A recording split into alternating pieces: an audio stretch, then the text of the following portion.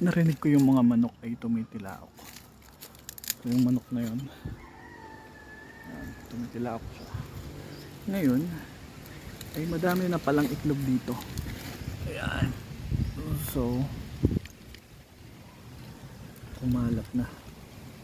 Hindi lang siguro isang manok yan kasi iba't iba ang kulay ng itlog. So 1, 2, 3, 4, 5, 6, 7, 8 na kaagad yung itlog. So alisin natin yan dyan.